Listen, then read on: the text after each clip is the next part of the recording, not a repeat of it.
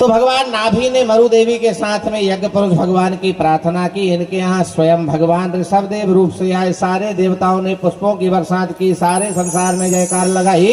बोले ऋषभ देव भगवान की जय हो। अब पात्र अच्छा हो गया हो तो जोर से ही बोल दो।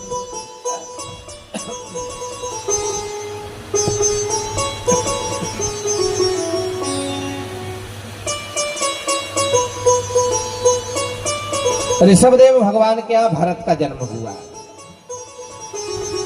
हमारे यहाँ भारत में 3 प्रभावी भरत आए, जिनकी कथा आप सुनोगे। ये ऋषभदेव के पुत्र भरत, दूसरे शकुंतला देवी के पुत्र भरत, और तीसरे भगवान राम के छोटे भाई भरत। ये 3 के नाम पर ही इस नाम भरतखंड इसका नाम रखा गया, जिसको आज हम भारत कहते हैं। ये भरत के नाम पर ही है भरतखंड। भारत आर्यावर्तांतर भरतखंडे, आर्यावर्तांतर्गत जैसे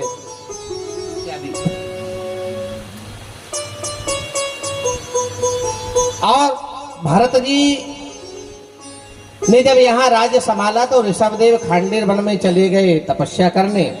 यहाँ सत्ता हो गई भरत जी की। और भरत जी को एक दिन युवा अवस्था में, जवानी में वैराग्य आया। और युवा अवस्था में राज्य करते करते ये भले आदमी के मन में एक दिन विचार आया कि क्या घर गृहस्थी, कैसा बेटा, कैसी पत्नी, कैसा घर, कैसा राज, अरे सबको छोड़ो, भगवान से नाता जोड़ो। और आधी रात को जब वैराग्य आया तो अपना घर छोड़ के ये चले गए पुलह आश्रम के समीप, गंडकी नदी के किनारे एक कुटिया बनाई, वहां रहने लगे।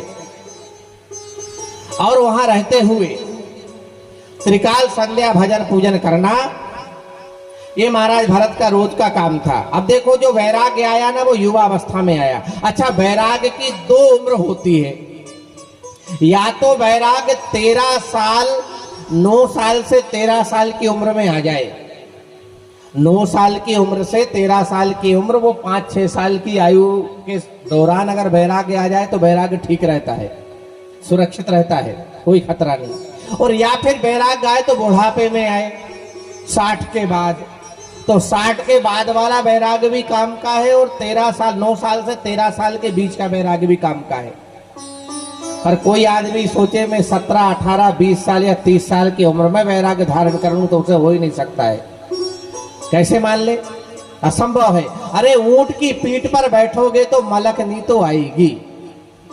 आदमी नहीं मलकता है, लेकिन ऊंट की चाल का सिद्धांत ही ऐसा है। ऊंट जब चलता है तो ऐसा लगता है आदमी मलक रहा है। आदमी नहीं मलकता, वो ऊंट की चाल ही वैसी है। आदमी सोचे, मनुष्य सोचे, जीव सोचे कि 18 साल की, 20 साल की उम्र में मुझे वैराग्य आ जाए, तो वैराग्य अगर आ भी गया तो वो ज्यादा दिन नहीं टिकेगा। अच्छा, आता भी है कभी कभी जवानी में वैराग्य, जैसे भरत जी को आया। कभी कभी 35 साल की उम्र में पति पत्नी का झगड़ा हो जाए। अब इनका कोई झगड़ा तो होता नहीं है, वो तो जबरदस्ती की बात का झगड़ा है। अब जब पति पत्नी की कोई बात को लेकर झगड़ा हो जाए तो कभी कभी पति देव का मूड खराब हो जाए और वो एक साल उठाए, एक कमंडल उठाए। अच्छा, अब यहाँ नहीं आएंगे, अब हम ताप्ती के किनारे ही रहेंगे, जा रहे हैं, परिक्रमा ही करेंगे मैया का, नर्मदा का करेंगे। अब देखो, ये युवा अवस्था का वैराग है। 35 साल का वैराग टिकने वाला नहीं है। वो 35 साल का वैराग मात्र 35 मिनट ही होता, बस। इससे ज्यादा उसकी अवधि नहीं है। उसकी 35 मिनट में एक्सपायरी डेट हो जाती है। एक दिन रहे, 2 दिन रहे, 2 दिन 3 दिन के बाद जिसको 35 साल की उम्र में वैराग्य है ना, वो आदमी चला जाता है। अरे कहाँ फंस गए, अब तो घर चलो वापस। वो तो जल्दी जल्दी निर्णय ले लिया, घर ही ठीक था। अब घर कैसे जाए, सर में आए तो वो दिन में तो जाए नहीं, वो रात में जाए घर, जिसमें कोई देखे नहीं। वो घर जाके पत्नी क्षमा मांगे, बोले मैंने जल्दी जल्दी में बोल तो दिया था, लेकिन उधर भी बड़ी प्रॉब्लम है, अब करें तो क्या करें। पत्नी के घर ही बैठो सीधे, काय को इधर उधर जबरदस्ती। 35 साल की उम्र में आया हुआ वैराग्य, वैराग्य नहीं होता। महाराज भरत को वैराग्य आया युवा अवस्था में।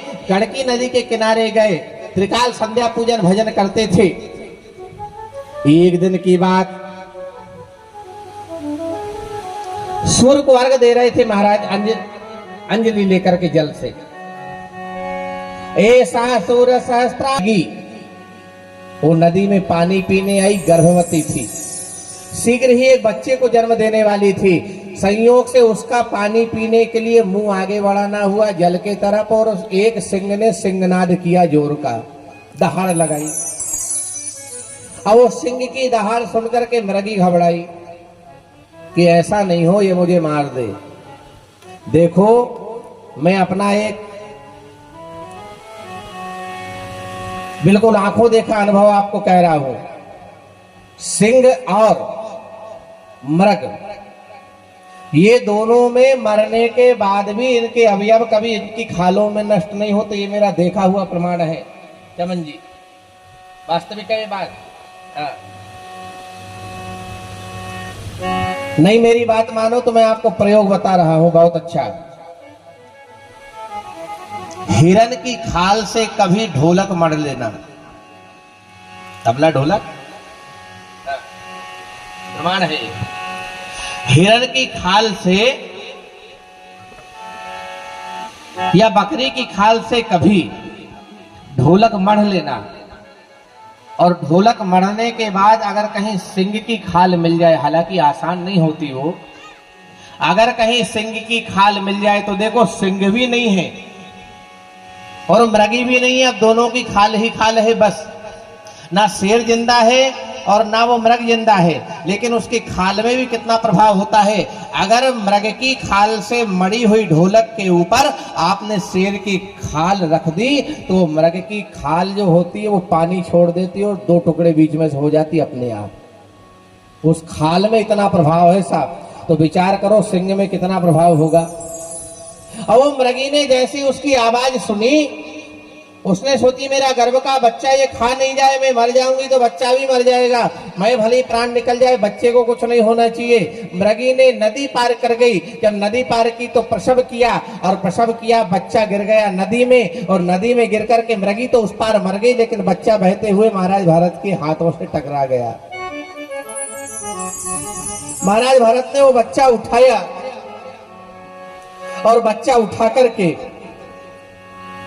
अरे अरे राम राम राम, ये छोटा सा बच्चा नवजात अभी अभी जन्मा, ये कहां से आया। जाकर के देखा दूर तो उसकी माँ तो मरी हुई पड़ी थी।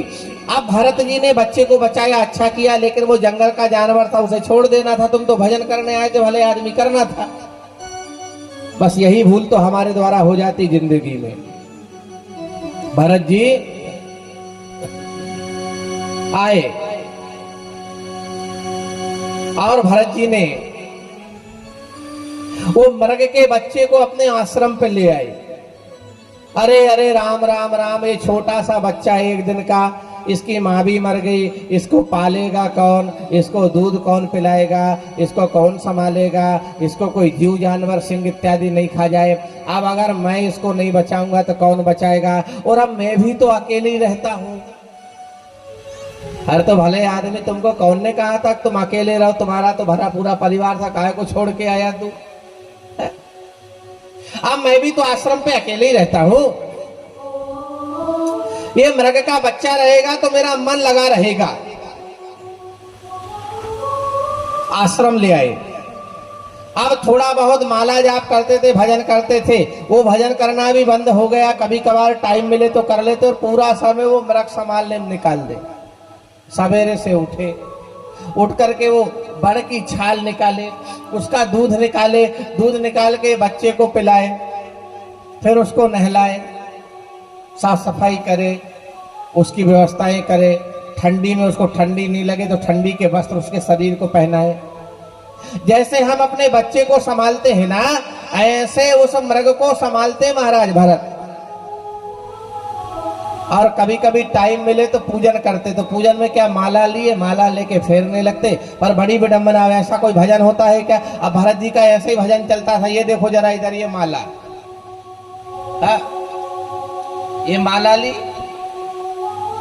अब भरत जी का भजन चल रहा है। और जो लोग ऐसा भजन करते हैं ना, वे बिल्कुल अपना टाइम खराब मत किया करो। हम एक ही एडवाइस देते हैं आप लोगों को, जिनका भजन इस प्रकार का चलता है वे बिल्कुल मत करो। ऐसे ही चलता कई लोगों का। ये माला, राम राम राम राम राम। चाय बनी क्या? एक कप हमें भी दे देना। राम राम राम राम राम राम राम राम। खाना बन जाए तो बोल देना राम राम। ये भजन है।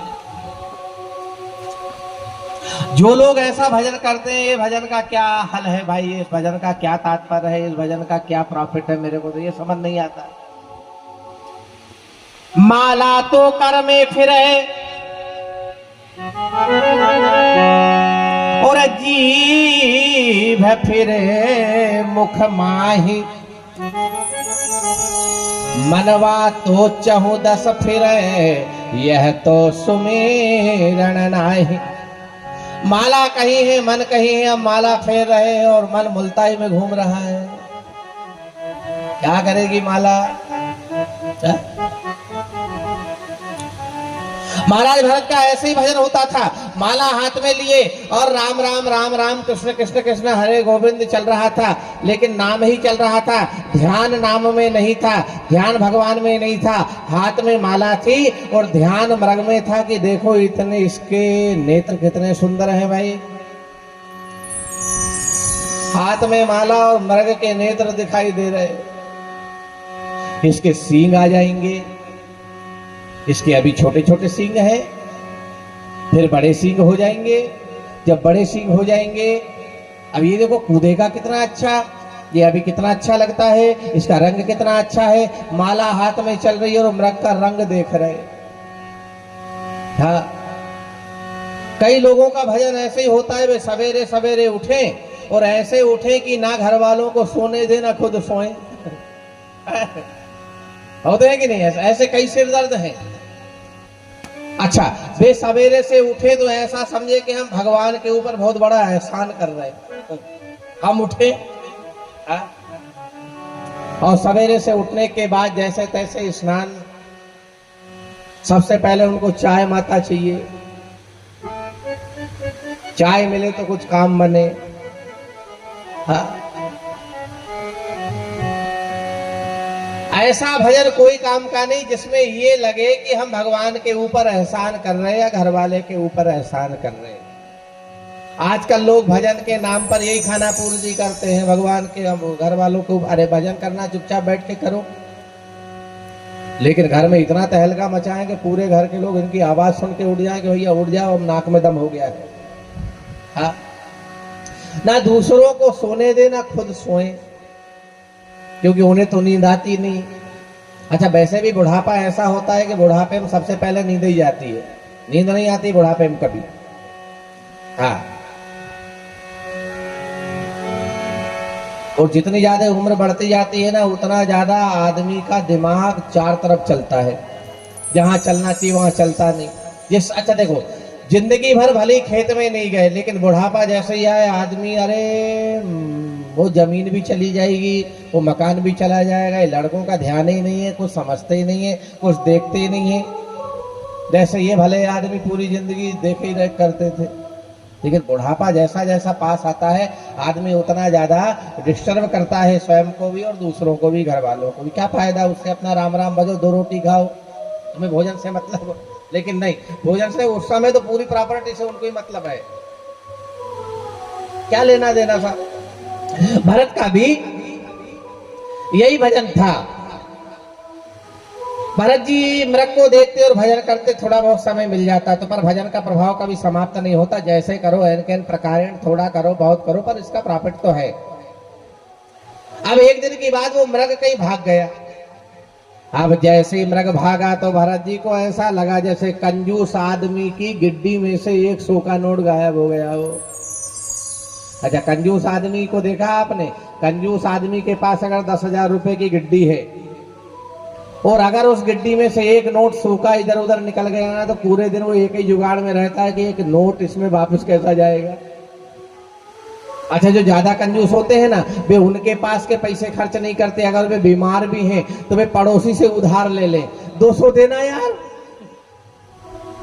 अब वो लड़का घर नहीं है, लड़का घर होता तो हम तुमसे काहे को मांगते, 200 रुपया दे दो, शाम को तुमको दे देंगे। अब उसको मालूम है कि ये तो कहीं से भी 2-4 दिन में करके दे देंगे, लेकिन अपनी गिड्डी का निकल गया तो बड़ा टेंशन रहेगा कि उसमें डालेंगे कहां से वापस। अब भरत को ऐसा लगा मर जाने के बाद जैसे कंजूस आदमी का धन चला गया हो। पूरा दिन वो मृग को ढूंढा, रात में आ गए, सोए, और सोए भी काहे कि नींद नहीं लगी, अपने बिस्तर पर पड़े रहे, लेटे रहे, और लेटे लेटे सोचने लगे, अरे किसी बहेलियन नहीं फंसा लिया हो, अभी तो छोटा था भाई, मुझे छोड़ के कहां चला गया। सारा जीवन मृग में लगा दिया, अंतमति सुगति। जब अंत में मौत लेने आई तो महाराज भरत का वहां भी ध्यान मृग पे ही था। यूं तो तुलसी जी रामचरितमानस में कहे कि एक बार भगवान का नाम अगर आ जाए एक बार तो आदमी भवसागर पार हो जाता है। रामचरितमानस में स्पष्ट इस बात का विवरण है। अच्छा, आप लोग भी कहोगे कि जब एक बार नाम लेने से काम हो जाता है तो ये 4-4 घंटा काहे को खराब करते हो हमारा, है भाई? एक बार नाम लेने से सब काम हो जाएगा तो 4 घंटा काहे को। लेकिन एक बात ध्यान रखना, एक बार नाम उसी समय आएगा जब जिंदगी का अभ्यास होगा। अच्छा, जिंदगी का अभ्यास नहीं है तो क्या नाम अंत में आ जाएगा?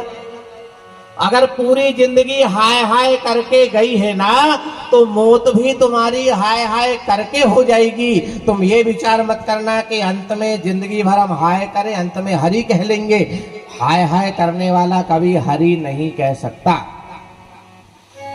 सारे जीवन भजन करोगे तब जाके अंत में एक बार नाम आएगा। इसलिए बाबा तुलसी कहे